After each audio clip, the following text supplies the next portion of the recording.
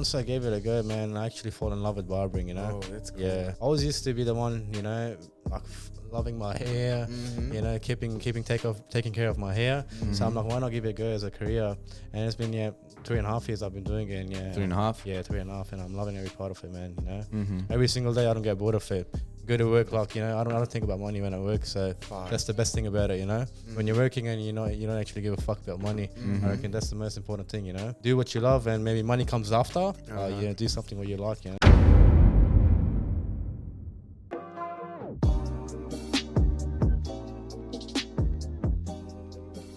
Alright, that's it again. So what's up, guys? SeiLá Podcast is starting now. Just before we get started, I just wanted to ask you guys, please do not forget to subscribe in our channel and also like the video, because YouTube is giving the video knowledge. Is like, how the fuck am I supposed to say that? It's giving priority. Like, YouTube is giving the videos, is sharing more the content. So as much like, the more likes we have, the more YouTube is gonna spread our content for the people, right? So please do not forget to like our content. And today I'm here with my friend. And I work in a barber shop. Everyone was like asking me to bring him, so I did it today. He came here today, and we're gonna be talking about barbering. We're gonna be talking about his life, hustle, and this kind of things. Here I've got my friend Pedro. Hey guys, how you doing? Right next to me, and Eddie. Thanks so much for coming in, No bro. worries, my man. Appreciate it. Appreciate it for having me here tonight. He was a little tense when he first came. That's all good, man. You're gonna feel right, bro. I promise you. 100%, bro. So all right, so I wanted to start, bro. But you said you're not from Australia, right? You came from I'm originally from Pakistan. And Pakistan. Yeah. Oh, yeah. What made you come here to Australia? Just for a better life, man. You know, some circumstances in life like didn't work out. My parents, you know, they got separated. So just migrated here with my mom and my brother and sister. Migrated here in 2014. You got a sister. She doesn't live here, does she? Nah, she's with me here. Yeah. Oh yeah. So I just came here for a better life, man. Migrated in 7 years now. I went to high school here, and Oh, you went to high school. I went to high school here. Yeah. I done like year 9 till year 12. Yeah, and then I got kicked out in my last year because I wasn't a good student. What did you do? Just poor attendance, awards, and all kind of that stuff, man. You know, You weren't going to class, right? Huh? You weren't going to class pretty much. I was jigging with the boys, you know. Jigging with the boys. So and what was the main thing for you to bring you to Australia? What was the main reason? All right, so you said you wanted to have a better life. Yeah, wanted to have more probably safety, security. Yeah. Is that what you want to do? Oh man, to be honest, like in the past, like you won't believe it, I've been more than 10 countries other than Australia. Oh, but really? 10 countries. I've been to Europe. Like me and my family used to travel like every different country, you know. Been to America, Switzerland, like so many countries, man. Over 10, can't even remember all of them. Yeah. So I was thinking to move to Canada with my family first, and then my family just like, you know what, let's move to Australia, somewhere different. Yes. Yeah. When I was looking at the pictures from Pakistan and Australia, I was thinking like it's only a desert, like there's no buildings or anything like that. That's all sad. But yeah, when I came here, man, it's a whole different life, you know, beach, buildings. I was loving it. The first few days in Australia, I was in the city. So I was living in the city my first few days. It was just beautiful, man, you know. Yeah. It's a wonderful experience, man. So all right, so when you first came, my first reaction was kind of the same, right? Yeah. I thought Australia I will have kangaroos crossing the street, crossing, you know, the walk path and stuff. When I first came here, bro, I saw everything was so clean. Yeah. People take so much care of the environment, and much more than actually they do in Brazil, bro. Yeah. Because I mean, I used to live in Brazil, right? So I saw people throwing rubbish on the street like if it was nothing. Yeah. And here, it feels like a crime. It feels like you're being a dumb. Like, what the fuck you doing, bro? You know what I mean? People will judge you, and I judge myself when I throw a bean away, like where I shouldn't. Yeah. There's so many laws out here, you know, that make this person go the right way. In our country, it's completely opposite, man. And how was your life in Pakistan? My life, back 2010, 2014. Yeah, my dad was in the police. He had a really high post up in the police. So he used to have drivers, cooks, you know, cleaners, all that kind of stuff, man. Living, you know, the high class up in Pakistan. Oh yeah. Yeah. I didn't even used to get out of my room to grab a cup of water. I used to tell the cook, "Oh, can you get me a cup of water?" That's crazy. It's like that, man. You know. So it's hard when you're rich and you then just come to the bottom of your life. You know, it's easy to go from poor to rich, but it's hard when you go from rich to poor. You know what I mean? So. Well, what do you mean? You got poor at any point, like? See, living my dad, like he was rich and all that, you know. And my mom, you know, like she didn't used to work and all that. So when they got separated, of course, my mom, she had no money. She was kind of depending on his money. Exactly. His money. Yeah. So when we migrated, like my mom didn't have money, nothing at all. Maybe $20,000 with her on her pocket, and she spent all that money to migrate us to Australia. So yeah, my mom's a pretty brave woman, man. She took that step, you know. 100%. Yeah, she knew no one in Australia, and she brought us here. So yeah, man, salute to my mom, you know. Really love my mom, yeah, man. Oh yeah. Love you, mom, if you're gonna hear this. So like, do you? I see you as a really hustle person, right? Yeah. Like I know you want to chase your dreams. We were talking about it days ago. And the thing is, who actually taught you to be this way? Did you? It was a self-taught thing, or it was I don't know. You got inspired by seeing your dad working hard every day, or? You know what, man? I was that shy kid in high school, you know, not talking to anyone. Always that quiet kid, you know, in the class. He doesn't talk or anything. Oh, really? Yeah, so I used to get bullied in high school and all that. Oh, really? So I got to a point, you know, I want to change myself, man. I want to do something different. You know, I want to get out of this. So there's plenty of people out there, there's rich people that used to get bullied and now they're somewhere else, you know. So my first job was actually at KFC. That was my first job when I was 16 years old. In Australia? Yeah, that was my first job. Oh. Cooking chicken in the back. Oh, yeah, wow, bro. Yeah, that was my first job when I was 16 years old. Getting like, what, $15 an hour. Yeah, that's how I started, man. I done that for 1 year. That taught me a lot, you know, interacting with different people and all that, you know. And after that, I was like, school's not for me. Yeah, I don't want to continue school. So yeah, I used to tell my mom, I don't want to do school. School's not for me. She was like, nah, you have to study. You have to be a doctor, a lawyer, this and that. I'm like, it's not for me. Like I deep down, I really understand her because for her, that was probably the only way for you to be a successful man, right? Yeah. Because back, I don't know, back 12 years ago, back 15 years ago, that was one of the main ways to make actually a good money, right? Or become a doctor, or become a lawyer, or become I don't know, whatever. And nowadays, you see that you don't really need, I'm not going to say you don't need to go to school, right? But I'm trying to say, like, it's not a mandatory thing you go to uni. It's not the only way you can make money by going to uni and doing your course. Because, like, I've seen so many people that went to uni and they're still poor. The reason why is because they were doing things their parents asked them to do, and they did. Yeah.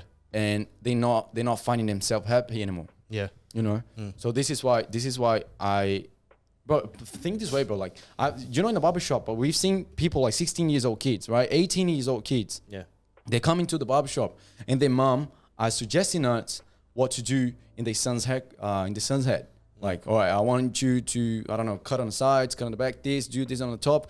Like, bro, like, let him take a decision. Because in the next year, before he go to uni, you'll say, right, now it's your turn to decide your life. You know, like, doesn't make sense, bro. You will you were helping the barber to cut my hair, and now I need to take a big decision for my whole life. You know what I mean? I've seen so much in a barbershop, and I've seen 6-7-year-old kids telling me what to do, how to cut the top and everything. Oh, really? And I've seen some dudes, 40-year-old, and their wife comes and tell them, what are you going to do with the haircut? They just come and sit in the chair. They just look down, and the wife's telling me what to do. What the fuck? I've never seen that, bro. Like that. Yeah. I've never seen it. Oh, my God, that's crazy. Shout out to all the guys. When you say you don't want to go to school and you did like your whole high school here in Australia, what is your friends are doing right now? Like your high school friends? You know what? All my high school friends are the same as me, man. They used to jig, so I was always in that bad circle of, you know, friends. They do all like studying and jigging. Yeah, a couple of my friends are, you know, doing construction and all that kind of stuff, you know, working their way out of hustle, you know. Shout out to all of them, man, yeah. Yeah, so me, man, I always wanted to do something different. I'm like barbering or, you know, have my business. I always used to have that business mindset since I was a kid. Oh, really? Yeah. And I used to go to the barbershop. I always used to ask my barber, you know, how much do barbers make? Always kind of interested in that. And I was doing security at that time, like, you know, being a security guard. When you were 18 or when I was 18 years old, yeah. So I'm like, I got to leave this and give barbering a go, you know. So once I gave it a go, man, I actually fall in love with barbering, you know. Oh, that's cool. Yeah. I always used to be the one, you know, like loving my hair, you know, taking care of my hair. So I'm like, why not give it a go as a career? And it's been 3.5 years I've been doing it. And 3.5? Yeah, 3.5, and I'm loving every part of it, man. You know, every single day I don't get bored of it. Go to work, like, you know, I don't think about money when I work. So that's the best thing about it, you know. When you're working and you don't actually give a fuck about money, I reckon that's the most important thing, you know. do what you love, and maybe money comes after. Do something what you like, you know. Yeah, and like I said yesterday for you, like we're trying to find. You said I want to be a millionaire in 10 years. And I was like, no, you gotta think differently, bro. You gotta think ways to become a millionaire in not a shortcut, because there's no shortcut to become a millionaire. But like if you work hard, you can become a millionaire in 10 years, even less. But if you work smart, you can become a millionaire way less than 3 years. Yeah. You know what I mean? So work less. Work less and work smarter. Yeah, this is the thing. I like that mindset. Yeah. So all right. So when you were at uni, when you were deciding to do your uni, your mom, she was asking you to do something else. Yeah. Why did you have the mindset for not going to uni? Because you didn't like studying. That was the thing. Yeah. I didn't like studying. You know what? I'm like, why would I study for like 5 years, 10 years? And at the end, I don't like my career, you know. I'm just going to waste my early 20s. And, you know, it's really important to not waste your early 20s and maybe like find something that you like. So I'm actually really lucky, man. I call myself lucky because I found something that I love. So, you know, all my friends out there, they're doing something, they don't know what they're doing, you know. They don't like it, they don't love it. They're still trying to figure out what they love. So, yeah, it's pretty good to find something that you love, man. And, you know, hopefully earn a business or something like that one day, you know, and work my way out of that, get into different things. But, you know, yeah. You said your dad, he had a nice field in a police office. Yeah, he was in the police, yeah. Yeah, he had a really high post, yeah. Yeah, was it what, sorry? He had a really high senior post in police. Oh, right. Yeah. And did he teach you to become like, all right, try to be an entrepreneur? Invest your money, open up your business or sort of thing, or how did that become a thing for you? To be honest, man, yeah. One thing I only learned from my dad was maybe discipline, and you know, like that's the only thing I reckon I learned from him. He was a really busy man, you know. Yeah. He didn't used to have time or nothing, you know. My dad, like, if you go in his room, there's not one thing that moves out of his bedroom. Everything is onto his, you know, nice and neat, where he's supposed to be. Yeah. He didn't even used to sleep on his bed because he doesn't want it to get it dirty. He used to sleep very systematic. He used to sleep on the floor. Yeah, he's like that. So, all right. So then you. Thank you. That was really important. So when you first came to Australia, you were working at KFC, which is a pretty much common thing, right? When you're 16 years old, this is one of the main jobs for 16-year-old kids, right? But how did you see yourself? All right, I'm gonna start with barbering. When was that a thing for you? So when I turned 19 or something, it was 19. I'm pretty sure. You're 21, isn't it? I'm 21 right now. Yeah. So when I was 19, so I've done a couple of jobs after like high school. I've done construction, done rendering, and done security. And I'm like, you know what? I'm doing something that I don't like. You know, I gotta figure out something that I actually love. So as I said before, like, you know, I used to go to my barber, and you know, he told me, it's good, you should do barbering. And I was thinking about it, maybe, you know, I should give it a go. And I actually tried it out, and it took me 8 months to be a barber.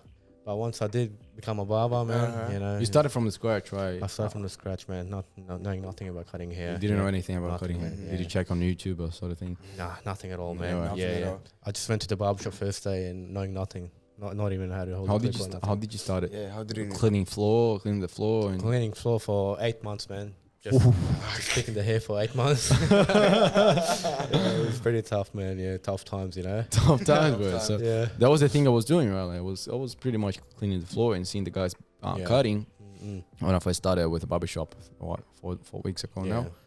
And that was really helpful for me because I already knew a little bit about barbering because I was cutting my friend's hair for 2 years briefly. Yeah, like you were cutting your mate's hair before you came to the barbershop. Yeah. So when I first started, I wasn't really struggling to cut a hair. Like, of course, I had so many other skills that no one taught me. And as soon as I started with the barbershop, these guys, they taught me how, you know, become a better barber or how to do things properly. Yeah.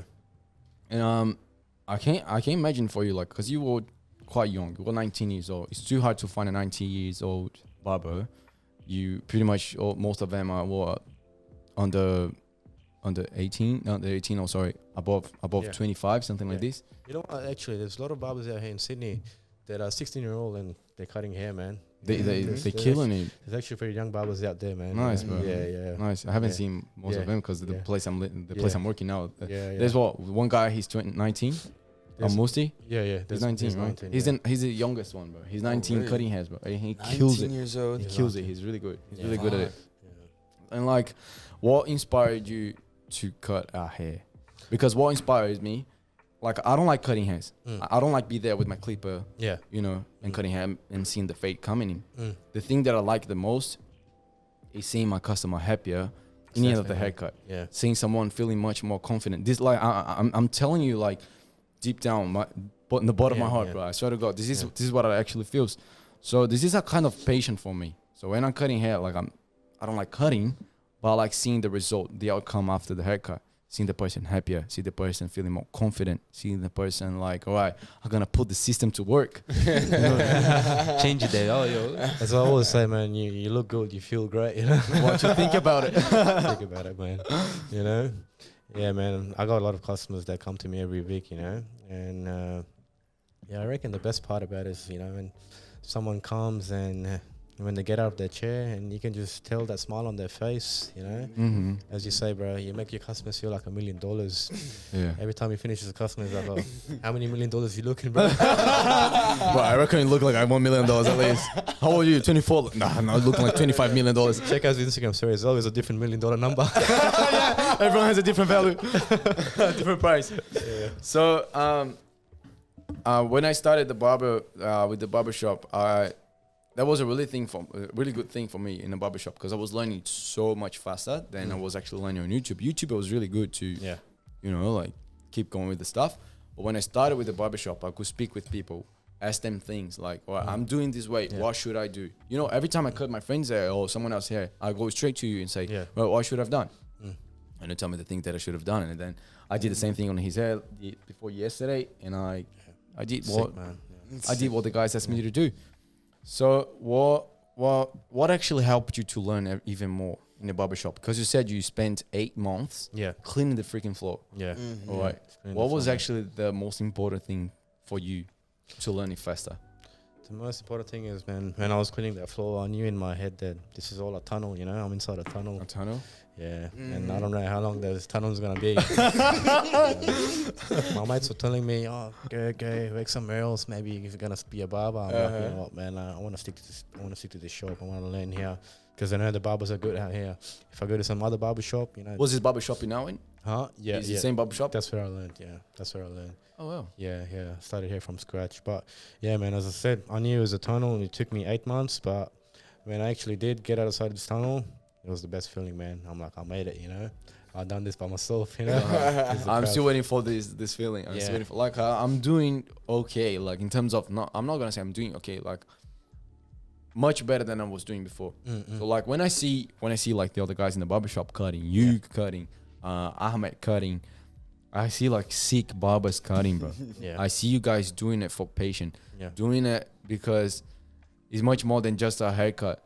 I feel it's about the conversation with the guy. I know you guys like laughing with the customers and stuff because that's what makes the job a little easier than just being there and cutting hairs, right? And I assume you have learned so much with the customers you've cut their hairs. And you know what the best part is, man, you make so many connections, man, in this industry, you know. You know real estate, you know, businessman, you know everyone, you know. That's the best thing about it, man. And especially if you have a goal in your life. Like, all right, I told you about the real estate thing. So as soon as I had a customer that works with real estate, I was like, all right, I'm gonna stick with this guy. I took him, I don't know, 40 minutes of his life, 30 minutes of his life, and that was one of the best things, bro, because he gave me a mentoring for free. You know, I took 40 minutes of his life. And I asked him things that probably if he was in the street or if he was working in a real estate agency, he wouldn't be telling me those things he told me. He'll be paying for his time. And he's paying for our time. And at the same time, we're getting things out of him. Exactly, man. You know, for free. So the thing is, it's the same with the podcast, right? You have such a nice, we have such a nice guest here in my house. I can take so much out of him. All depends on the question I'm gonna ask him. All depends on I don't know what I'm gonna take, where I'm gonna take the conversation to. So like in the barbershop, I feel the same thing. Sometimes you cutting a hair guy, he doesn't really want to talk. It's completely fine. But sometimes when you see someone, I don't know, working on a thing that you like to be working, it's better you ask him things, bro. Like you have the connection in it. This is the thing I love about the barbershop. Yeah. And it's the same with the podcast, pretty much the same, isn't it? Like, podcast good, man. I'll tell you one thing. If you want to be a millionaire, you interview all these guys out here, you should tell them, man, you know, I got a donation website. Maybe the guy's sitting out here, bro. Can you donate $1,000 to my podcast? I really appreciate it. And I guess he wouldn't say no on the podcast. So get all the millionaires out here and be like, oh, can you donate to my podcast? you said you also want to start a podcast. Yeah, man. Do you still want it? Yeah, that's one of my goals, man. Being in this podcast, man, it feels really good, you know? Being engaged in this, you know, this environment. Yeah, man. Did you like the environment here? You know what, bro, man? This is like, we kind of just started. We started 1 year ago, right? Yeah. Or roughly 1 year ago. A little less. But the thing is, we bought the lights. We bought everything we actually needed. Yeah. But now we are at the point that we want to buy things that we want. Yeah. So like we built pretty much everything that was necessary to start a podcast. Yeah. But like, you know what? You don't need the best camera, bro. This is what I'm trying to tell people. Yeah. You don't need the best camera to start a podcast. You can start from your phone. I have friends here in Australia. They've got podcasts too. Yeah. And they started recording on their phones. You know, just put the iPhone in the middle of the table and have a nice conversation. No, honestly, man, you boys give me some inspiration to start I hope so. podcast, man. I hope so, yeah. bro. I appreciate it. So the reason why do you want to start a podcast? Because you want to create more connections. You want to create more network. Exactly, networking, man. You know, stealing other people's mindset. You know, Yeah, pretty much, bro. Yeah, Pretty much. That is what we do, like every single time. Yeah, bro. How was your first haircut? Like, how was the result? Like, that was good or that was bad?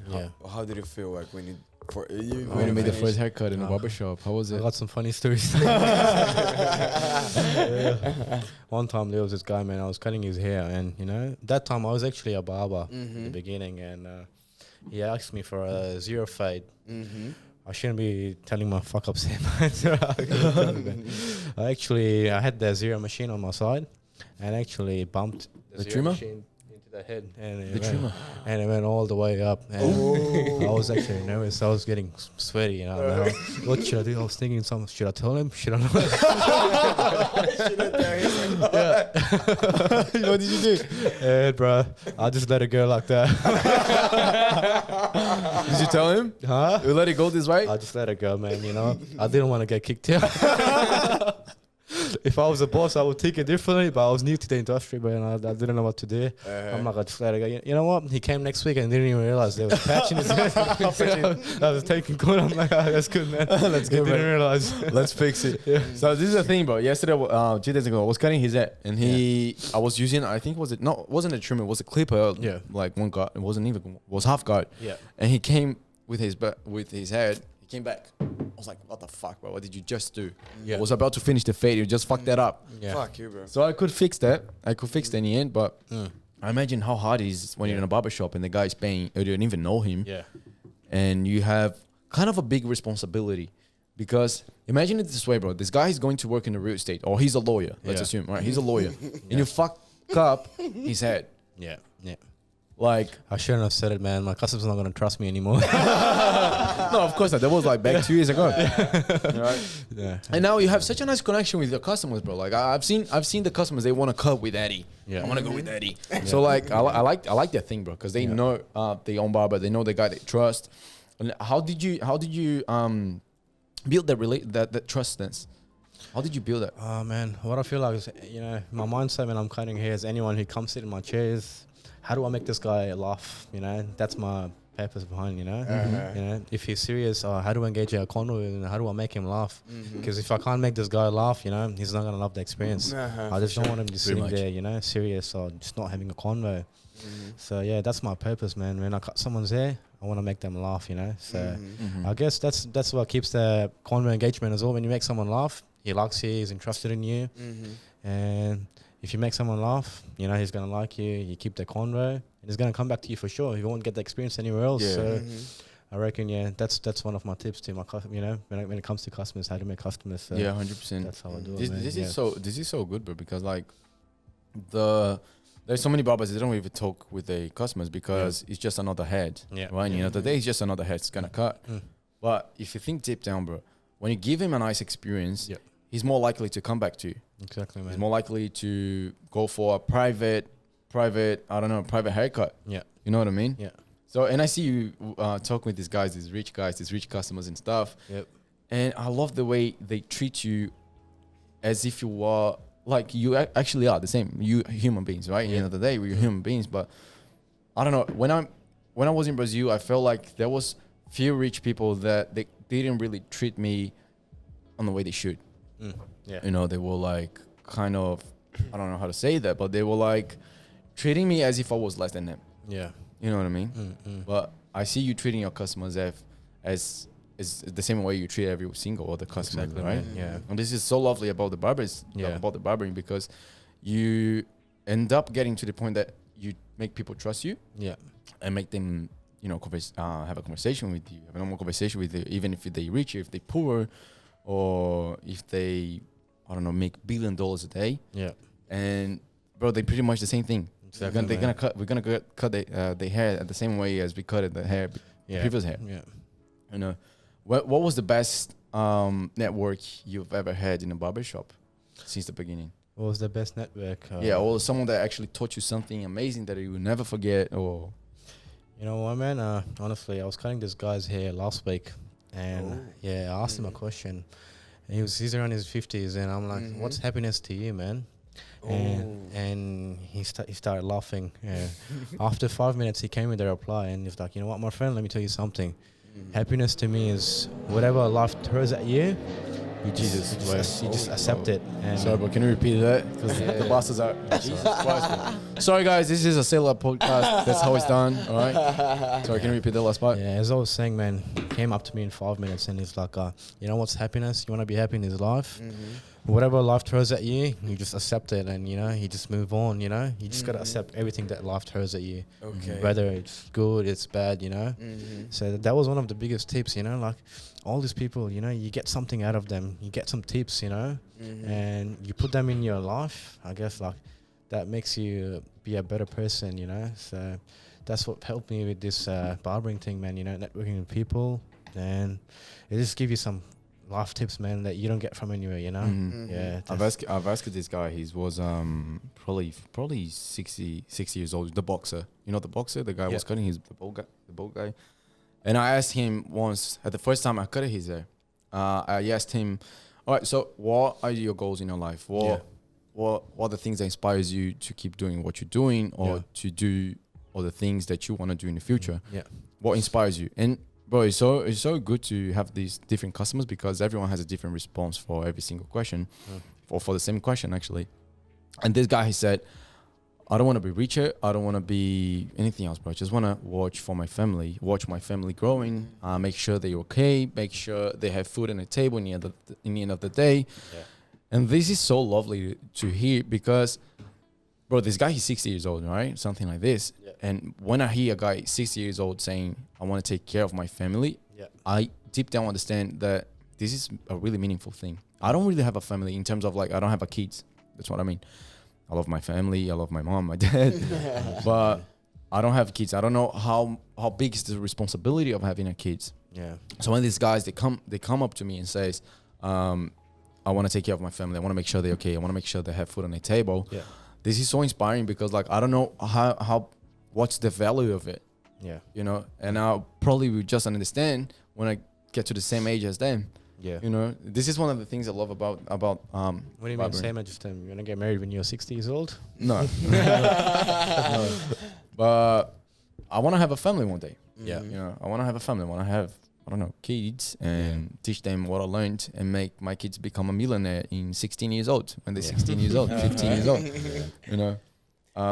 Guys, I have a question for both of you. Have you ever cut a hair and the customer didn't like the cut, or didn't like what he do? And what did he do like in this occasion? What did you say to him? All right, you go first. Bro, I kind of just started in a barbershop. So whenever I start a haircut, I never really mess it up. And if I do, someone's going to come and help me out to fix it, right? Pretty much. So because like I said, I need to cut a hair in 30 minutes roughly, up to 1 hour tops, right? Depends on what we're going to do. But I never had a customer complaining about the haircut in the end of the day, because I always had a professional barber, like really experienced, helping me out. So I don't have anything to say about it. For me, man, one thing it took me to realize is that I think barbering is just more than a cut, you know. Like if the cut is not good, you can manipulate the guy, make him happy by just talking to him. You know? Okay, got it. You know, if you just have a good convo with him, I reckon that's just gonna make him happy. You know. Oh yeah. I've seen a lot of customers, man, going to these barber shops. No hate, but you know the haircuts are not good, but the customer service is good, so they still come back. So yeah, got it. I don't mess up anyone's hair right now. Trust myself, I'm a decent barber, but you know, if he's not happy with the haircut, I'll make sure I get him happy with the convo at least, so you know he comes back. So yeah, I would say that. Yeah, that's nice. That's nice because it's pretty much that, bro. It's pretty much that because the opposite way would be even worse. Imagine if his experience is bad, but the haircut is good. He wouldn't come back because I think the most important thing in a business is the experience, right? What you give to the person, the over-delivery thing. If you over-deliver a nice experience, if you give him more than he actually thought he would get out of the haircut, he's going to come back. Exactly. Doesn't really matter if the haircut's good or if it's, I mean, it does matter a little bit if it's messed up, but imagine, like you said, the haircut is not the best haircut you could give to him, or the best haircut he thought he would have in the end of the day. Because, bro, honestly, sometimes comes a bald guy, quite bald guy. He was like, I want this kind of haircut. He showed me the photo. I was like, bro, you need a born again. You need a born again. That's the thing, bro. You need a born again. I'm a barber, not a magician. So like, as soon as I realized that I can make people feel better with the experience besides the haircut. There was a key turn for me. You know what I mean? Like I could see like, all right, I can give him a nice experience and a nice style. Like, you know, use the blow dry and use the pomade and stuff. And make him happy at the end of the haircut. This is what I learned with the barbering. Like I don't need to give him the best haircut. Even though it's important. So that was one of the things I learned with the barbering. And bro, I've been in the industry for what, 4 weeks, like I said. So I think I still have man. He's gonna be the best barber. Mark my words. Oh yeah, that's cool. So one of the things that inspired me to do barbering is seeing people happier. And bro, like when I produce this content and people come up to us, say, bro, like today we went to Bondi, right? And this guy, he recognized us, and he was like, bro, I watch your podcast. I always watching your podcast. I went to buy acai with this guy, and he was like, I watch your podcast. I want to make, can we make a partnership sort of thing? Like he was trying to get into the business just because he saw us, just because he knew us. And it's like the barbershop is the same thing, bro. Like you create network, you make people know about you. And this is the thing I want to do with the Instagram. This is why, bro. When you went to Darling Harbour. By the way, guys, we went to Darling Harbour yesterday. One of like a tourist point on Tuesday, guys. Yeah, every Tuesday we're gonna be in the city now. So we went to Darling Harbour, which is a tourist spot in Sydney, and everyone knows about Darling Harbour, right? So if we keep posting things in this tourist place, we're more likely to achieve to reach more people to watch our content, and the more people watch us, the more likely we are to get some money out of it. Not just by cutting hair, of course not, because we're not going to be richer. We're never going to be rich cutting hair. This is what I'm trying to tell the barbers around. We're not going to get rich cutting hairs. You got to cut. But if you want to make, let's make the math right now, right? If you want to cut a hair, right, and you charge them, I don't know, $50 for a haircut, which is pretty expensive, depends on the place you are. Right, but let's assume you're charging this guy a $50, all right? So if you want to make $1 million, you need to cut to 20,000 hairs. 20,000 hairs, bro. If you cut 20 hairs a day, which is a lot, with non-stop, 20 hairs a day. Let me see how I can make it, bro. If you cut the, I already forgot the maths here.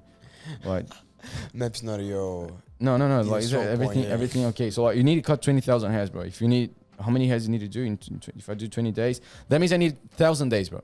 1,000 days cutting hairs. That means crazy. 3 years with non-stop cutting 20 hairs a day, $50 every haircut. Fuck. Bro, that's what I say. Like, you can become a millionaire before the 10 years. All right? You just do it. The simple math. All right? But the thing is, if you work smarter, you don't need to take these 3 years. You don't need to work 20, like cut 20 hairs a day. So if we see more barbers producing content out there, we see more people get inspired, and more barbers getting some more money out of it. Like, this is what I'm trying to do, but I don't want to, this is why I said I don't want to open my barber shop, because the responsibility is too big. Yeah. Right? And it's quite expensive to have one. Yeah. And if I invest the same amount of money on a Instagram manager, on ads manager, or whatever, I can achieve much more, a bigger outcome with less work, pretty much, right? So this is what I'm trying to do, bro. Inspire barbers. And bro, I'm so happy that you are a barber and you're coming out with me and you're like supporting me, incentivizing me like to do these things. Because, bro, as soon as I started with the barbershop, I was like, right, I found kind of a family, people that I can trust in, and they do the same thing as me. They understand me. They know what I'm feeling. They know they know what the feeling is of cutting your hair. Yeah.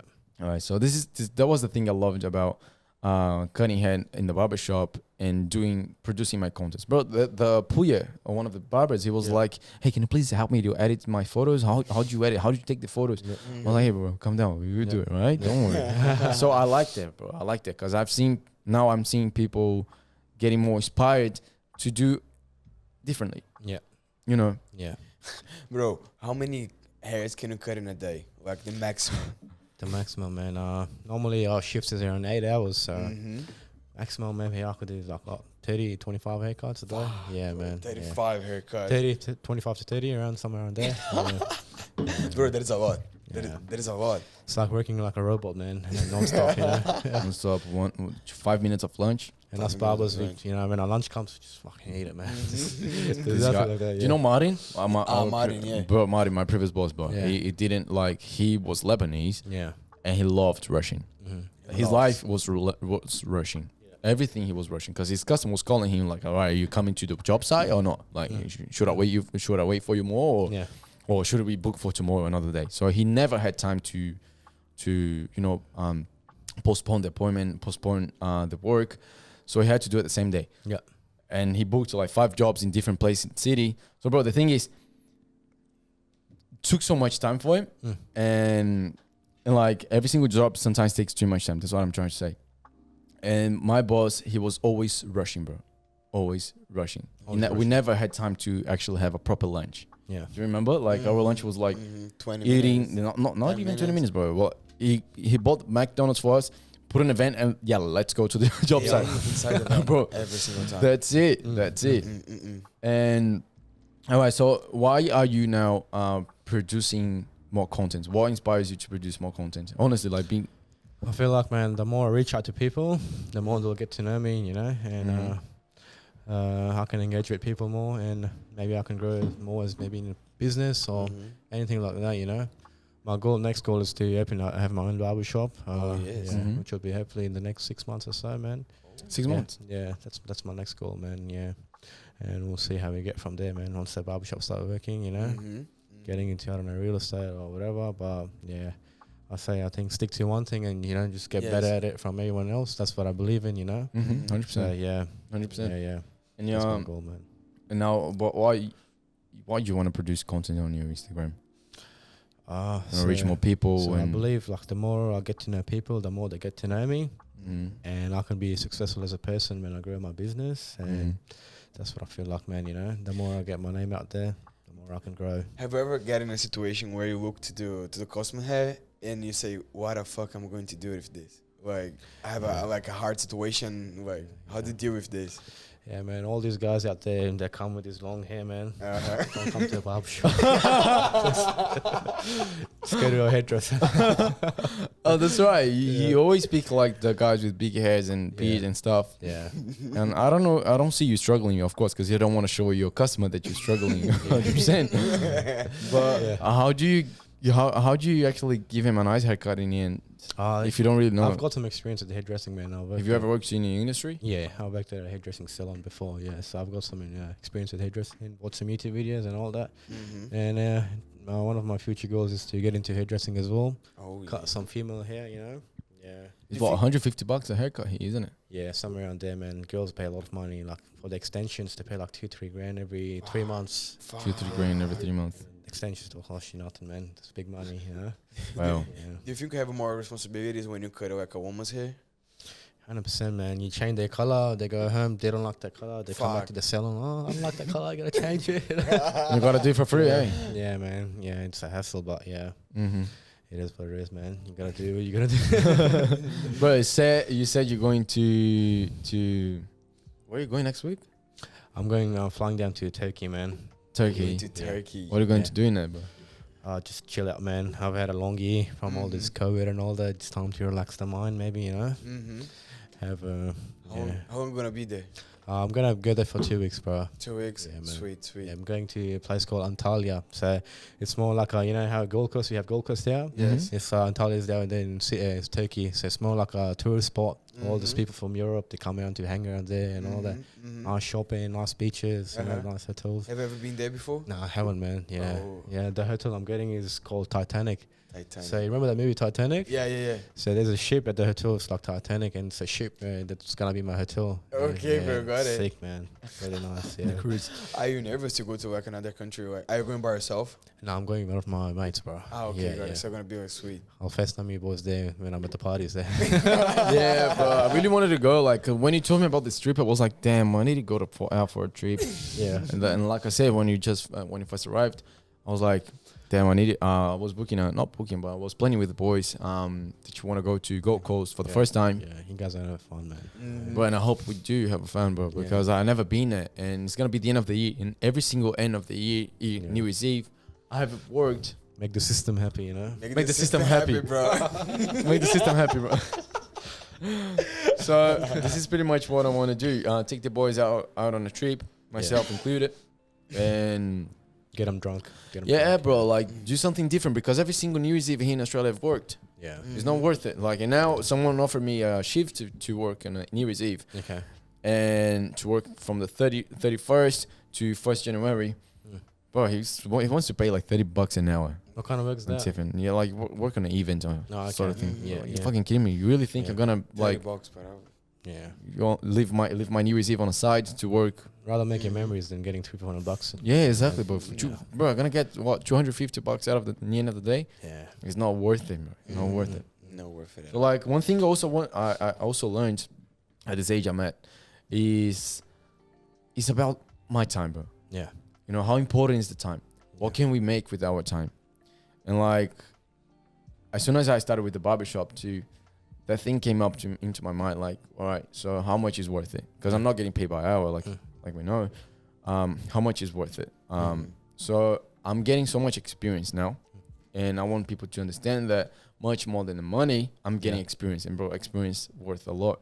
If you can sell it, if you know how to sell it, you don't need to be the best barber. Like I said, you don't need to be the best barber. You need to be the most influent. Exactly. So if you have nice experience and you know how to sell it, don't need to be the best one. Don't need to be the guy that teach people how to bleach blue and put his leads on the side and you know draw my face.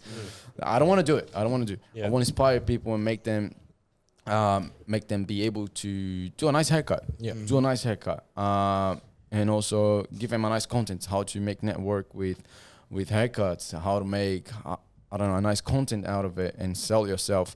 Because the thing is, bro, I've seen so many people, they cannot sell themselves, and they're such a nice barbers or they're such a nice professional in whatever areas they're working. And I couldn't see them selling themselves properly. So they're really good at the things they do because they're good at selling hours. They have sold what, I don't know, 1,000 hours of they I don't know how many hours do we actually work on a week. As you said, man, rather than working hard, you gotta work smarter, you know. All these barbers out there, they're working as like a robot, you know. Oh yeah, just non-stop cutting hair every single day. Next. Yeah, one day I'll get rich. Today I have 10,000. We'll be fine. No, bro. Like, hey guys, let's gonna do a little break. Yeah, we just got like the middle. So see you guys soon. SeiLá Podcast.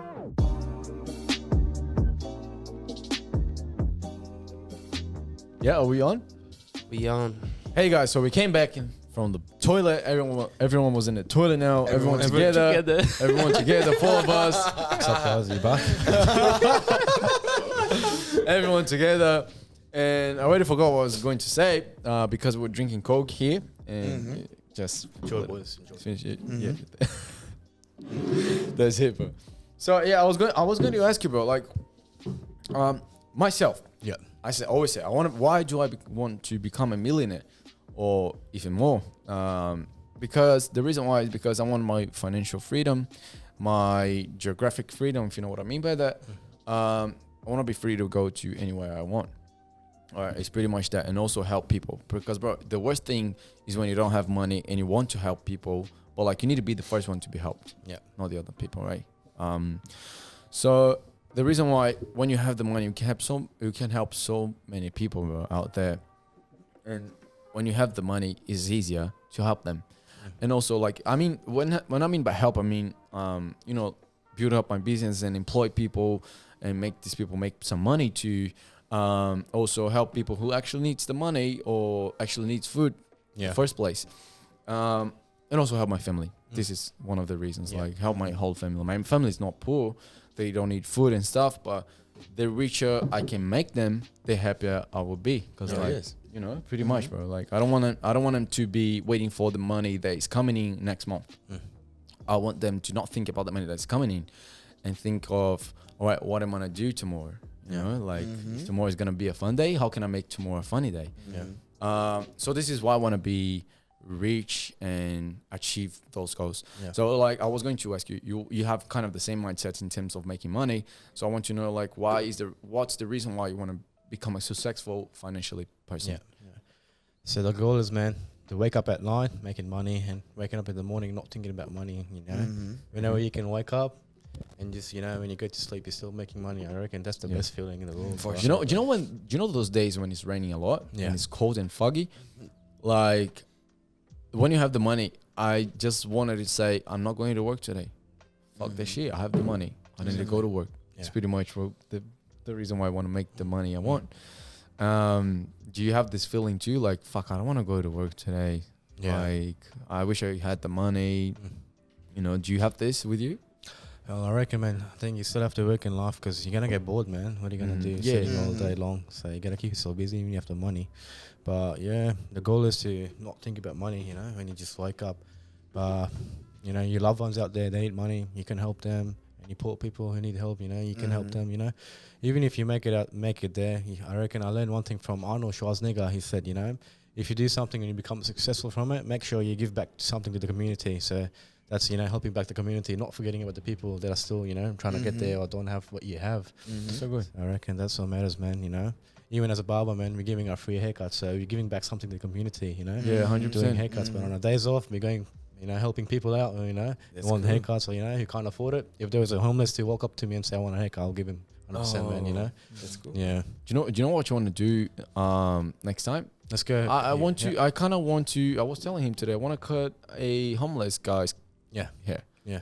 Because how many homeless you seen last time in the city? Yeah, feels so many, man. Yeah, no. When we went to city, actually, we saw a lot. You know what? We should have just cut their hair instead. Next time we'll do that. Next time we can do that because we are actually helping those people. Because you know the guy we cut his hair, he was like, "Oh, I have a haircut and the pocket's still full." Yeah. You remember when he said that? I was like, he has the money, but like, I want to give someone who doesn't really have the money to pay a barber and make his day better because he's actually gonna feel much better. And then I'll feel like I'm actually helping someone in the first place. So. And people will say like, I don't know, the clip is gonna be dirty. This and that, bro. Just clean your clippers, clean your trims and stuff, bro. Put and bacteria and stuff. That's it. So this is how I think we can inspire people. Exactly. By doing things that no one is doing. So when we went to Darling Harbour, we were cutting people's hair. Do you remember everyone was saying no for us? Everyone was saying no, and I was at the first place. I thought everyone would say yes. Will be. A little, not everyone would say yes, but I thought it would be a little easier to get people prospecting to say yes. You remember the security guard who told us, he's like, you know what, if it was me, I wouldn't do something with love. If it's my passion. I'll only do if it brings me money, you know. But I was just thinking that he's still a security guard, that's why for some reason, you know. He just want the freaking money. Yeah, man, you know. But like, this guy, that guy, he was kind of, I don't know if he was happy, but he was doing his shit. He was doing the thing he needed to do, and bringing food to his family. But like, I saw many people saying no for us. Right, that was quite frustrating, to be honest, because I was not expecting it. I thought more people would say yes for us, and like we would have at least 2 haircuts each. You and me, you cut you. I felt like a homeless for the first time, man. Begging people something. Bro, Hey, I'm not even begging, I'm offering. Exactly. Like, can I give you my service? Yeah. You know what I mean? Like, can you pay for my service? It's different. Can I give you my service for free? I'm literally giving you. I'm not serving you in exchange for money. So like, I truly thought that people would say yes for us, but at a certain point, they didn't say yes, and that was a little frustrating. Yeah. But I'm pretty sure that if we offer the first homeless or 2 homeless, they're more likely to say yes for us. Yeah. All right. So I think next time we should do it. Next time we should do it. All right. Oh, yeah. That's how you help the community. You should come as well, cuz. I'm gonna record it. Yeah. I'm gonna film everything. Yeah. You know what? We'll be cutting 2 homeless at the same time, and it'll be recording 2 barbers at one time. That'll actually be good. What a mess. Yeah. So I think that's how you actually inspire the community, because people were like, as soon as we started cutting hair, everyone was watching us and laughing like, what the fuck are these guys doing? Yeah. The same thing happened when I was at the beach with him, and people saw us cutting. People saw me cutting his hair. People were like, what the fuck are you doing? Are you for real? Like what we say. I was cutting hair at beach 1 year ago. I was cutting my friend's hair. You inspired me to do that. Yeah. And this bloke out of the crowd, man, he started recording me. I didn't know he was recording me. And I found that video like 2-3 days later on social media. It up to like 50k views. 50k views? Yeah, man. It was on Facebook. How did you find the video? Oh man, just my mates tagging me, Okay. I was like, oh shit. That's why the video was from far away. Yeah. Yeah. So the bloke, he didn't say anything. It went viral, man. Yeah, it went viral. It went viral. That's so nice, because you know what? The thing is, no one sees a barber cutting hair besides the barbershop. Besides in the barbershop. And when they see people cutting hair in a different place, like a beach, or like on the bridge, or in front of Opera House, which is one of my goals to, this is really different for them. And I think that's how we actually inspire people to do things that they're not encouraged to do. Yeah. You know? Like cutting a homeless hair, but I don't know how many people have cut a homeless hair in Australia, but like for free, and making a content out of it. And the reason, like people might say, all right, why do you want to make a content out of it? Because you want to become famous or sort of thing? No, because I want to share people. I want to share and spread my word, my purpose, my intentions out of it. Like I want to inspire people to do the same, bro. Help people that actually need help, and not help people that that has the full pocket, the pocket full, like the other guy said. Well, even if you want to get famous, man, you know what I mean? At the end of the day, it's your goal, you know? It doesn't matter what people say, you know? Yeah, I'm helping someone, bro. Yeah. You know, like people can complain about it, say, you shouldn't be doing it and recording it, like, well, fuck off. I reckon we in a world, it's easy to get famous, man, you know? Back in the days, maybe 50 years ago, only the people that were famous were celebrities. Like on TV. Yeah, but now there are some actually like fitness model influencers on Instagram that are actually more famous than some celebrities in Hollywood. 100%. You know? So I reckon, it's a different world now, man. It's a different world. Bro, that's so funny. I never thought about it. Because if you see how was the things to become I don't know, a famous person back I don't know, 15 years ago, you need not the internet, but you actually needed the TV. Yeah. If you weren't on TV, you were a famous person, right? Successful and financially person. But now, bro, you can see people on TikTok make way more followers than people on the TV. Yeah. You know, you see a journalist, he's got tops 1 million followers. And you see a TikToker talking about bullshits, doing bullshits every day, which is quite funny. Yeah. Girls just flexing their bubble butts and they're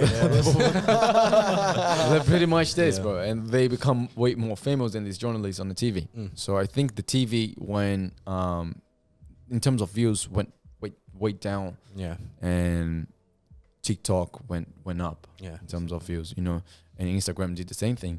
And now I think the opportunity for people to make money, but there's one saying, Grant Cardone says that. Do you know Grant Cardone? No. The guy, he's a billionaire. He works with the real estate, right? Pretty much this.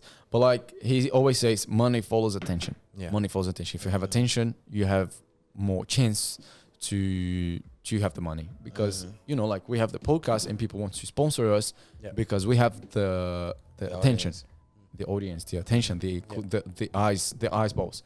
So like this is what people are looking for, and once we have this, they're gonna pay it. They're gonna pay us for it. You know, because it's so hard to reach people nowadays in terms of make them buy your product, because everyone is trying to sell their product, right? The competitors are much bigger now. And like think this way, if you're a nice barber, if you're a nice I don't know, if you're really good at the things you do and you post it, people are more likely to buy from you because they trust you way more than they actually trust the I don't know, the very good barber next to their house. Yeah. You know, they live next to their house.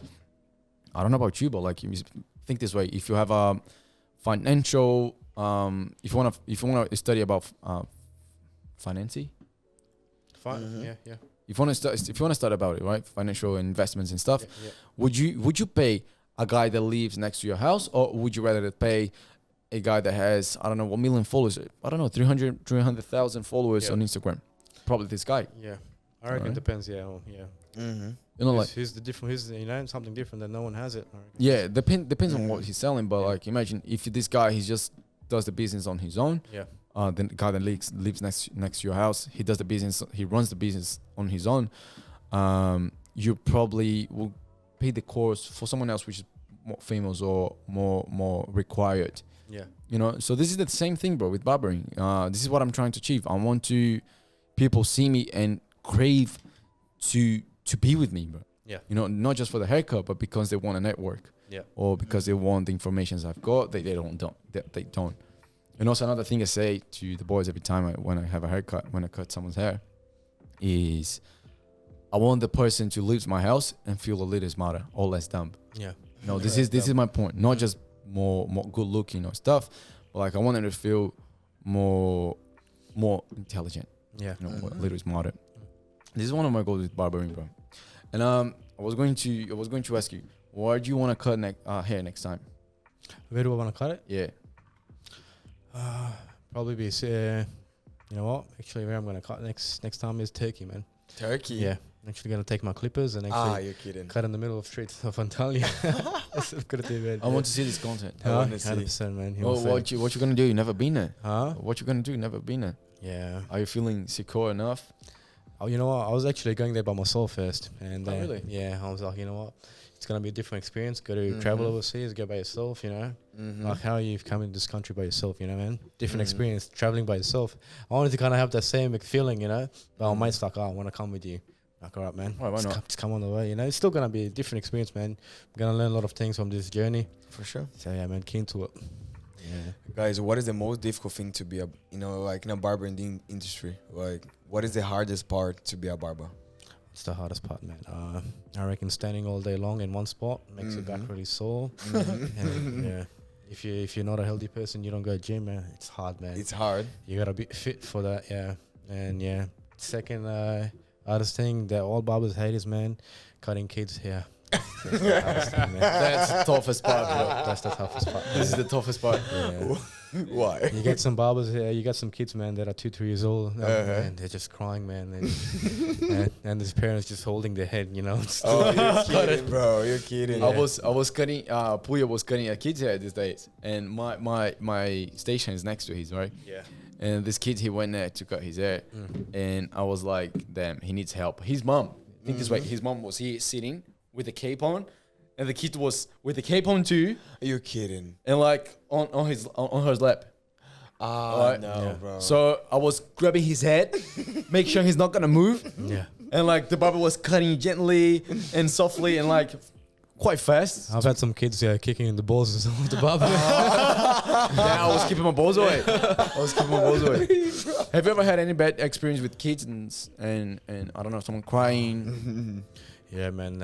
I've had like people, you actually need like 3-4 adults to actually hold the kid, man. That kid is like that bad, you know. He's just moving too much. And some of the kids, man, they're too strong. I don't know what their parents feed them, man. Fuck, bro. And like when you're working with a lot of barbers, do you feel like you're learning like every single time, or you're just focused in your hairs? Yeah, I was actually looking at this video last night, and this millionaire said, you know what? He's 40 years old now, and he's still like a sponge till every day, like sponge, like, you know, he just absorbs everything. So I reckon that's how we're gonna be, man. I'll meet someone new, I try to be a sponge and absorb as much as I can from him. It's gonna benefit me. So I reckon, man, that's the attitude you gotta have, you know. Just learn something, maybe, you know, even a homeless can maybe teach you something. For 100%. You know what I mean? That's how you gotta be, yeah. Do you know one thing that impressed me when I first started with a barber in a barber shop? Yeah. Was when I saw. Bro, sometimes we always complain about things that's happening in our life, right? Well, Yeah. so could be a financial issues or family issues or I don't know, any kind of issues you have in your life, right? But once I first saw these kids or these teenagers coming into the barbershop and they have any mental issue or how can I say disease, I just felt like how lucky I am, and I'm complaining too much about things that I shouldn't be complaining about, and trying to achieve more instead of complaining. Yeah. So like, you know, the autist guy you saw in Darling Harbour.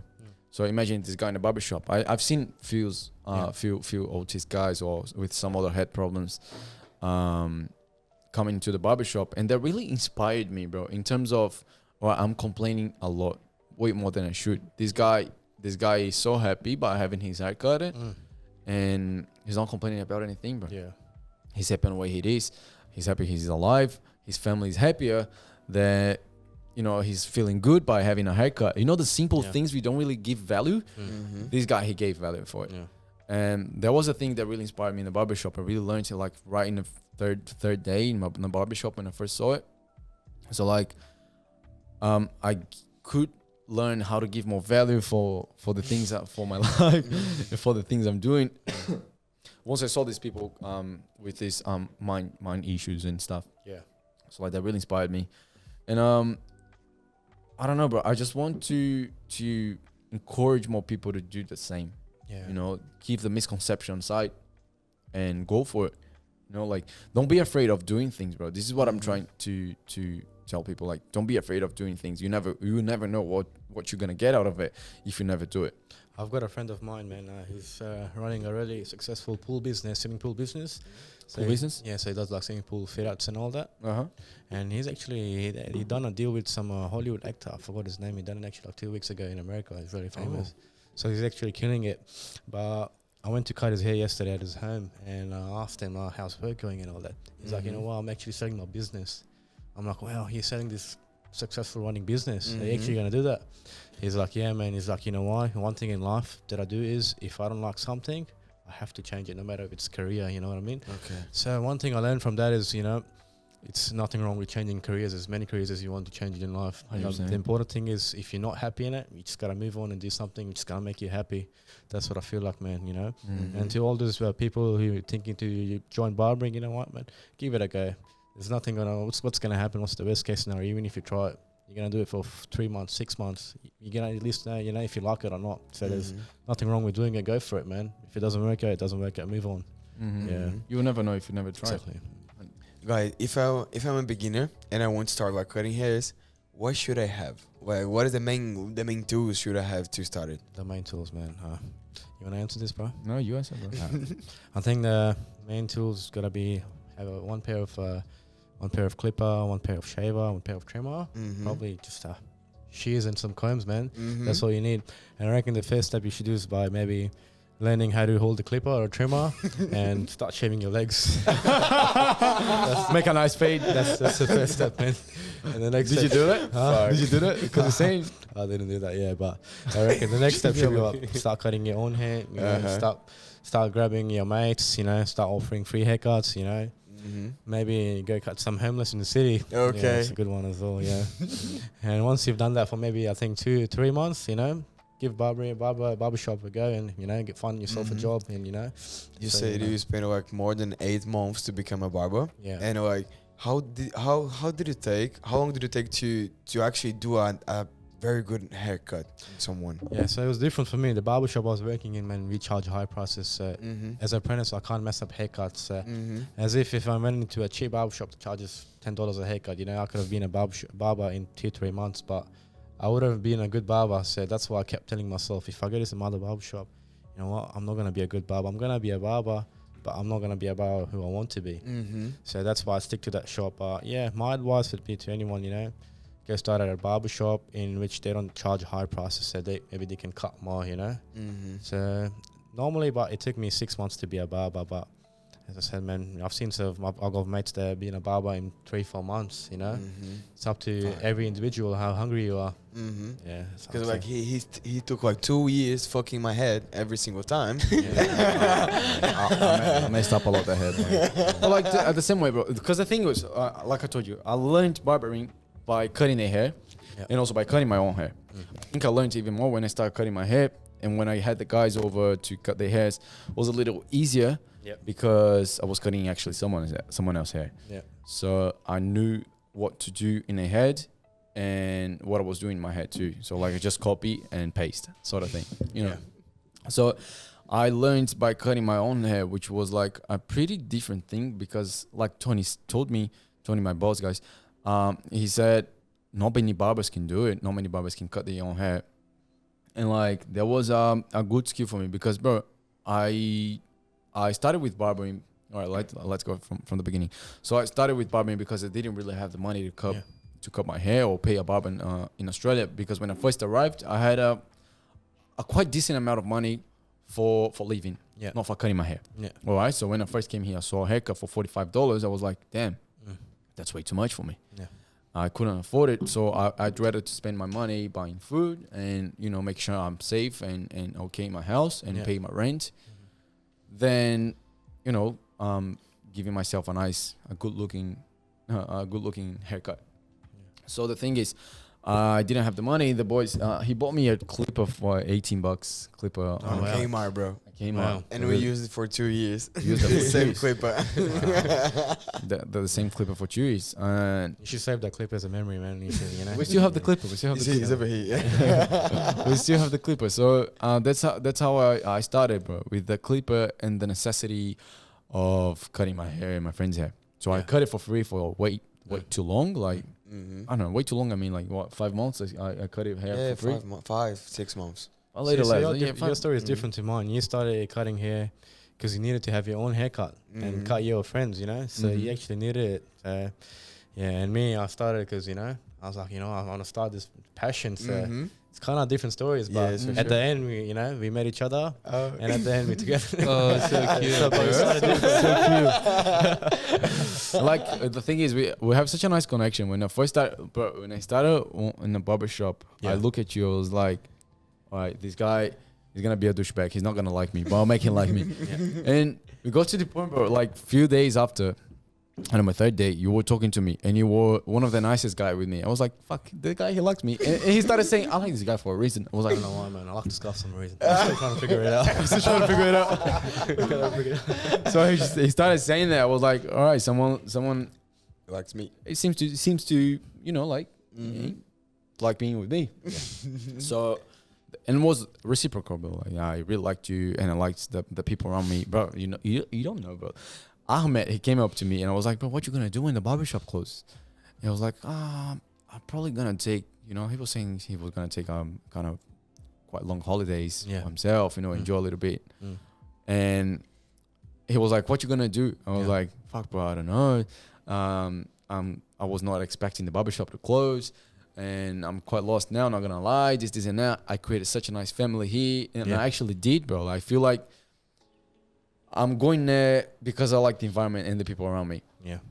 And when I realized that I would not have that anymore, I would have to find some other people, that's hard. It's hard, man. Leave my comfort zone for a while. I was like, damn, that really hurts. And then he was like, how you feeling about it? I was feeling so bad, bro. I was crying actually. Because I was actually feeling bad because I don't want to leave you guys. I just started, and for the first time, I thought, I'm doing something I'm really enjoying. Australia is like a roller coaster, but you have dips and, ups and downs every time. And it's the same feeling how your ex leaves. Nah, fuck. Is this in what? It's the same feeling as how your ex leaves you. Yeah. No one believes it. So like, that's a good one. They always come back. Don't worry. So watch out, bro. They might come back. Bro. So yeah, there was a really nice environment for me to work in and have these people around me, people that I can trust, people that are truly and like genuinely they want to help me, like that.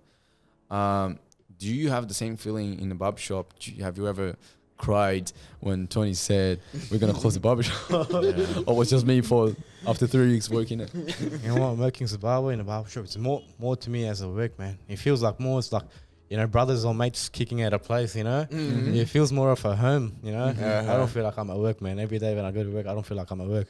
I feel like it's my second home. Okay. That's what I feel like. And leaving your second home is painful, man. Yeah. You know, moving on to different people, you know, meeting new people, it's sometimes hard to settle down, you know? Because, Hey, Just a side question. You have your visa is, you got a PR citizen. I'm citizen here, yeah. Citizen here, right? Yeah. How did you get that? Oh man, you know, just working through immigration and all that. It took me 5-6 years, but yeah, at the end, How come like uh, how come did that happen? how come it happened? Yeah. Cut this part, bro. I gotta explain my visa and all that, bro. Okay, no worries. Yeah. No worries. Right, editor, cut that part. Cut this part, yeah. Yeah. So I don't want to say, you know. No worries. You know, No that's why I always ask. Do you want to say it? Do you want me to ask something? No Cut worries. this part, brother. I'm from Brazil. So you say you also said you want to open a barbershop. Yeah. All right. What's your goal with that? My goal is to have a barbershop, man, you know. Maybe teach some people who want to learn barbers, you know, have them having at my barbershop, working at my barbershop. So that's my goal, man. And once, like, you know, I'm earning enough, you know, income where I don't have to go to the shop and, you know, just be outside the shop and, you know, maybe think about some other things, man, you know, like I know a lot of people that got rich from crypto, stocks, man, you know. I want to get more onto that side now, you know. So after the barbershop, my goal is to more like learning about stock investments and all that, you know. And that's one of the goals. And the other goal is get into properties, man, you know. That's another, you know, my goal to invest in some properties. You know, you can have some passive income where you don't have to work and still make income. So these are some of my goals. Do you want to be the kind of person that doesn't work? Yeah, man. 100%. Like, work is really important. I've seen billionaires, guys, bro. When you have I don't know 600 million, you should probably stop working. Like in terms of, if you think of, all right, now I can how do you say when a guy has 65 years old and he's retired. Retired. Yes. So like, and I can finally retire now. Yeah. But the thing is, when you are making that much money, you just want to get richer and richer. So you set up your goals a little higher and a little more challenging to make even more. Because, bro, when you get to this point of 600 million, you have, your mindset is not like, oh, I'm gonna reach this point and stop working. Your mindset is like, I'm gonna reach this point and 10x it. 10x kind of thing, you know. I reckon that's human nature, bro. Like, you know, if as you said, like sometimes you see like a, you know, mental guy or something, you know, like it does got mental problems, you appreciate it more, you know, like the things you have for yourself. That's human nature, man. You get something, you want more. You got a bike, you want a car. You got a car, you want a helicopter. You want a helicopter, you want a private plane. You want more. Yeah, for sure. Know, the hunger never stops. It's human nature, man. And sometimes, like, we're more focus more into those things, but we focus on what we actually have, and you know, we focus on more what we don't have. So you gotta realize, man, if you still, you know, have what you have, like, and you don't realize, like, your family, your loved ones, your friends, man, you know, you gotta keep those things in mind as well. You know, that you're blessed. And amazing, yeah. bro. That's what you gotta remind yourself, bro. You're blessed out there, you know. Yeah, having these things. Guys, what is like? Do you have like a favorite type of hair to cut or not? Like you just take it wherever you want to, or you have like specific hair that you really like to cut? All right, before you answer this question, please do not forget to click the button like, thumbs up, and subscribe to our channel. And I will answer this question for him. Yeah, because I would just guess, right? What's your favorite haircut? I think this is your favorite haircut. High skin fade. 100%. Am I right? Yeah. Really? That's the easiest haircut, man. You know? That's the best one, And it's so good. It looks so good in the end. Yeah. Isn't it? But you know what's my favorite haircut is? I got some weekly customers that, you know, just come to freshen up the haircut every week. But what my actually really favorite haircut is some customers that actually come after 4 or 5 months and transforming their hair from long to what actually they want. That's actually my favorite haircuts, man. You know, so having some big transformations rather than just cleaning it up. You know, that's my favorite haircuts, man. Yeah. I've had some guys, bro. I was seeing the photos I had. I will actually show you now. Yeah. The haircuts I've done a few months ago, and after getting to the barbershop in my first week.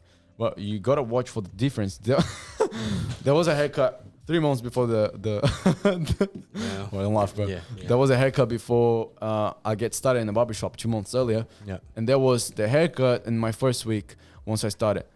Before, this is the after and another photo. So he got so much. He's happy, bro. It got so much better. That was my first week. I now I would probably do something else, something different. But you know, like one thing I posted on my Instagram in Portuguese is a simple math, a life hack, I would say, of how can you have some more outcomes in your life, right? So the thing was, the math was simply, you have your skills times your volume equals outcome.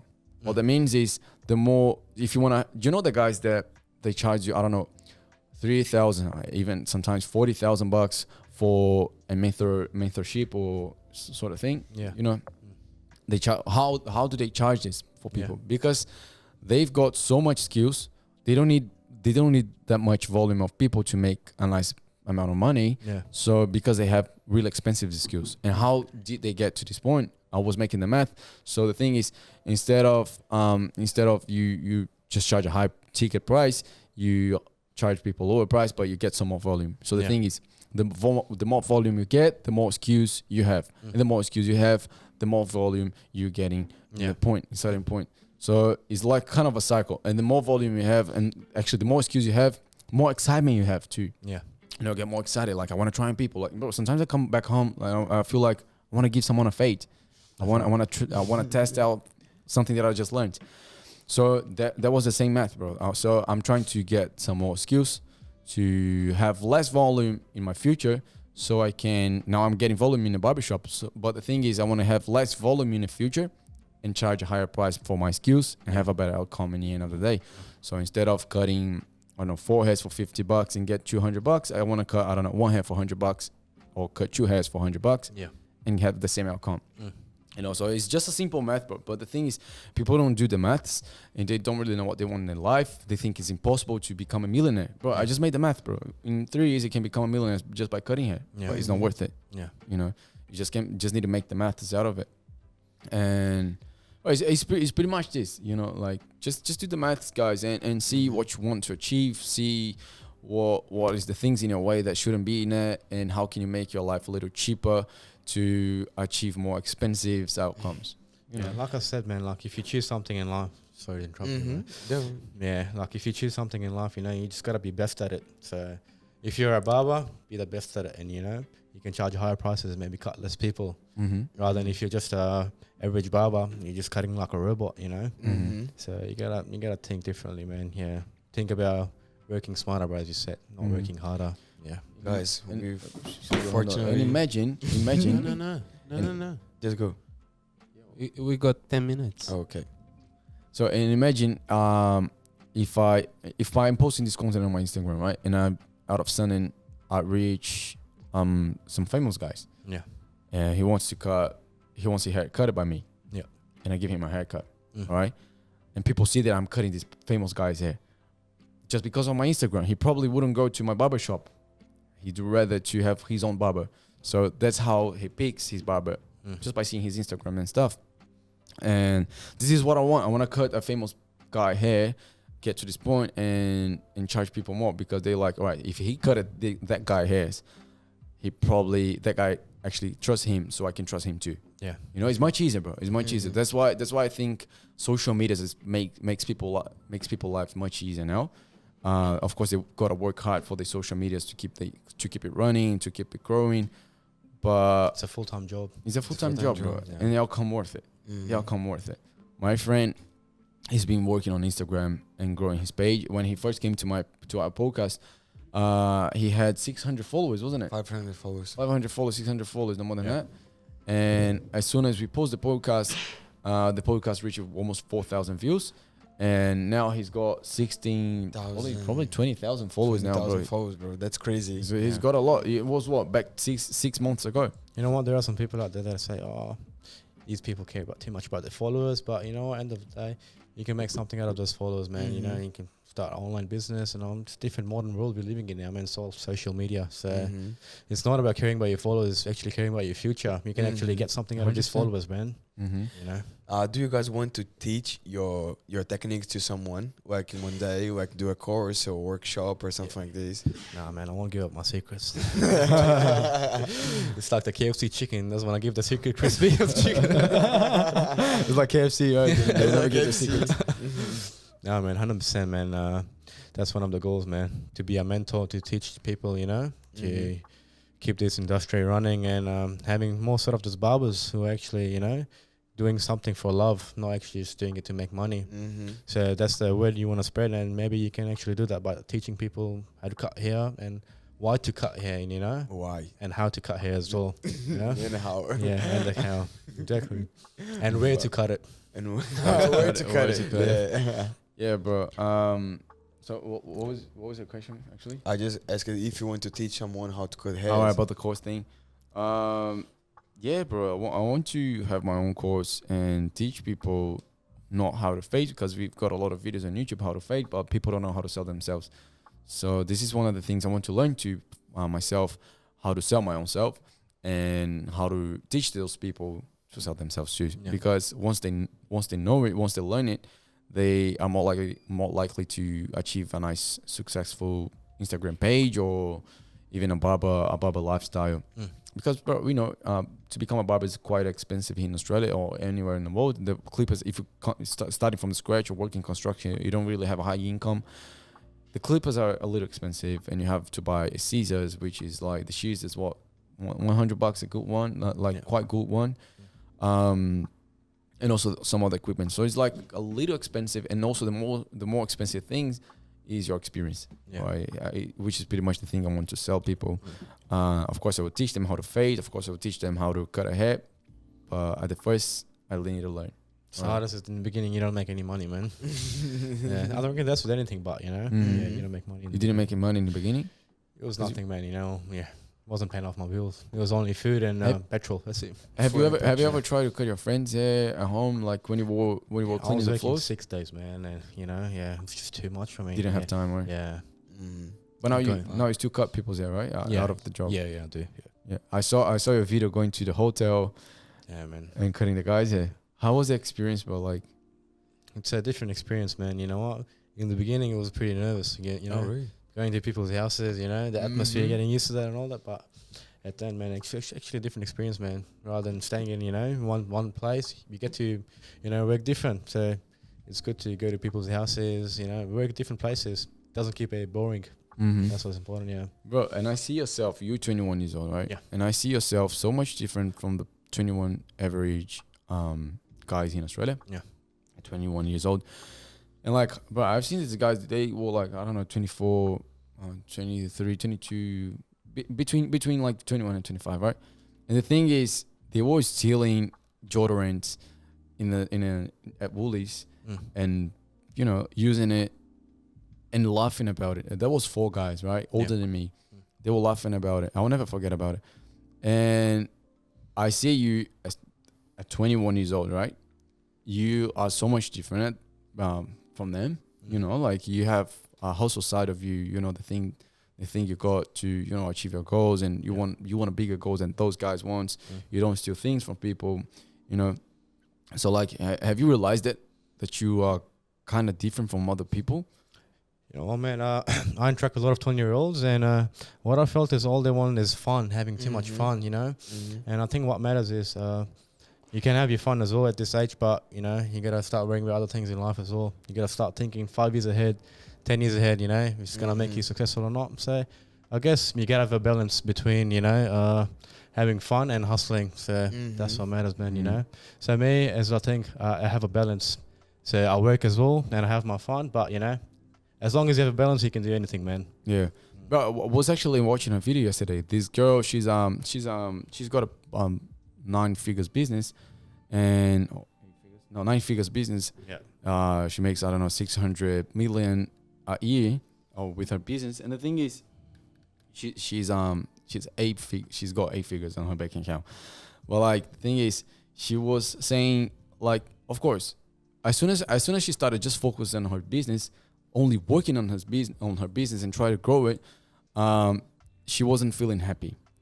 And after she has done it for 2 years, she like put everything on the side. She sacrificed everything for her business, and it wasn't working. Not as good as she thought it should. So as soon as she planned differently and thought a different way, like, all right, I want to keep having my friends. I want to keep seeing my friends. I want to not really go to party because she's married, but she was like, all right, I need to figure out a way of how to grow my business. Because the thing is, if you're always working on your business, if you're always there, you don't have time to think of how to grow it because you gotta work. Yeah. And not work smart. You need to work hard. Like let's assume you have a barbershop and you're working there every day. Yeah. You're not spending your energy thinking of how to grow it, but you're spending your energy thinking, I need to cut that guy hair.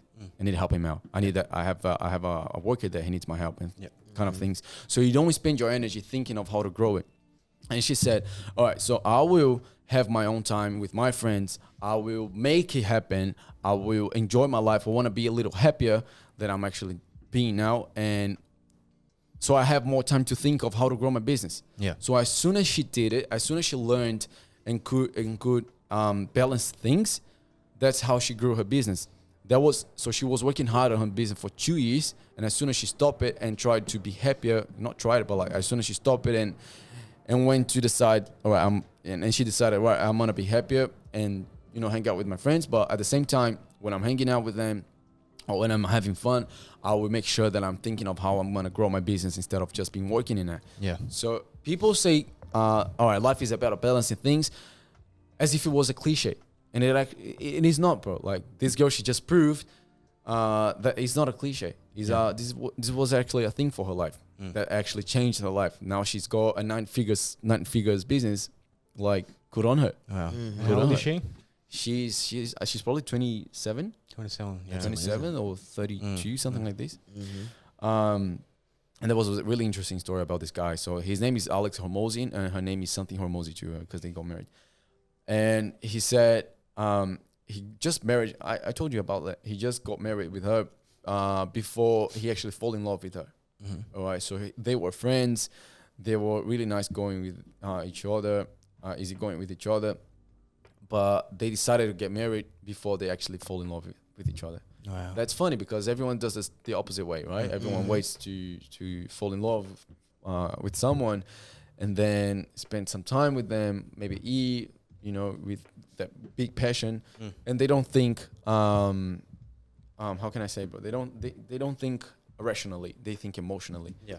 And that's when things get stuck, because when you're thinking emotionally, you're going through emotions, bro, not your rationality. Yeah. You know, you're not thinking properly of how to do things and what to do, you know, what the next step should be. So it's pretty much that, bro. And I'll show her channel. That she's really good, bro. She's really good at what she says. Guys, we're close to the end, unfortunately. But I hate when you say that. Hey guys, thank you so much for watching this video. I hate that. Thank you guys so much for watching this video. I just want to ask you, bro, do you have anything else you want to say? For your family, you know what it is, man. Chase your hustle, never give up, keep going, man. That's the one. Amazing. I appreciate it, bro. Thanks so much for coming in. That was amazing. All right. Thanks so much for coming in and bringing Coke for us, and I really enjoyed it. Everything. Till next time. Until next time, I hope you enjoy your trip next week or after next week. Thanks, and I see you when I see you. And guys, do you want to say anything? Good. So guys, before we finish this video, please do not forget to subscribe in our channel and also click the thumbs up button, and I'll see you in the next video. And by the way, guys, peace. Take care, guys. All right. By the way, guys, every Sundays we're having a live videos, live streamings on YouTube. It's being in Portuguese, but as soon as we bring foreign guys, foreign people from overseas or people that actually speak English, we're going to be doing it in English too.